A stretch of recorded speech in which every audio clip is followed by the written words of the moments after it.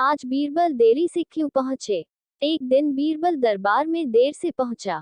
जब बादशाह ने देरी का कारण पूछा तो वह बोला, मैं क्या करता हुजूर? मेरे बच्चे आज जोर जोर से रोकर कहने लगे कि दरबार में न जाऊं। किसी तरह उन्हें बहुत मुश्किल से समझा पाया कि मेरा दरबार में हाजिर होना कितना जरूरी है। इसी में मुझे काफी समय लग गया और इसलिए मुझे आने में देर हो गई। बादशाह को लगा कि बीरबल बहानेबाजी कर रहा है। बीरबल के इस उत्तर से बादशाह को तसल्ली नहीं हुई।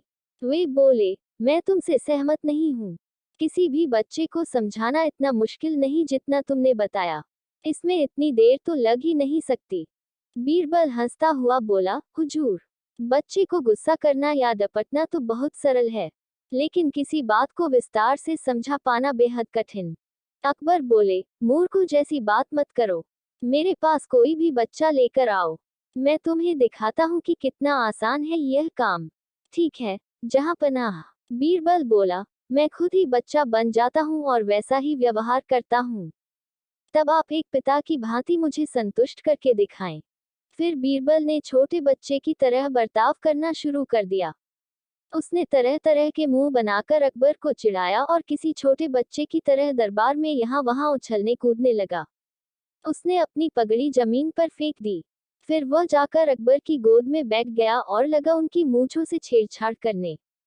बादशाह कहते ही रह गए, नहीं नहीं मेरे बच्चे, ऐसा मत करो, तुम तो अच्छे बच्चे हो ना। सुनकर बीरबल ने जोर जोर से चिल्लाना शुरू कर दिया। तब अकबर ने कुछ मिठाइयां लाने का आदेश दिया, लेकिन बीरबल जोर जोर से चिल्लाता ही रहा।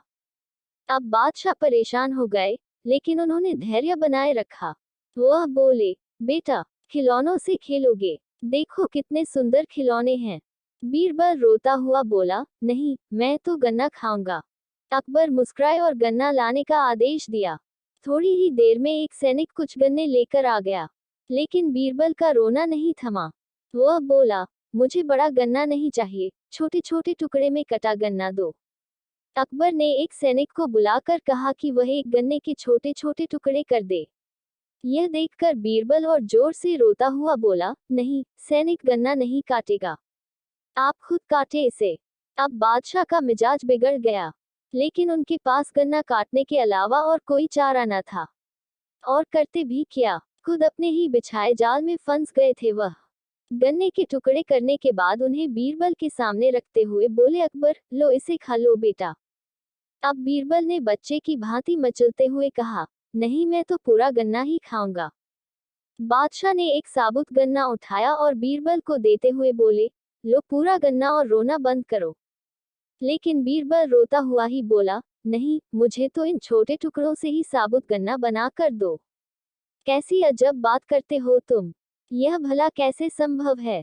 बादशाह के स्वर में क्रोध भरा था, लेकिन बीरबल रोता ही रहा। बादशाह का धैर्य चुक गया। बोले, यदि तुमने रोना बंद नहीं किया तो मार पड़ेगी तब। अब बच्चे का अभिनय करता बीरबल उठ खड़ा हुआ और हंसता हुआ बोला, नहीं नहीं, मुझे मत मारो हुजूर। अब आपको पता चला कि बच्चे की बेतुकी जिदों को शांत करना कितना मुश्किल काम है। बीरबल की बात से सहमत थे अकबर। बोले, हाँ ठीक कहते हो।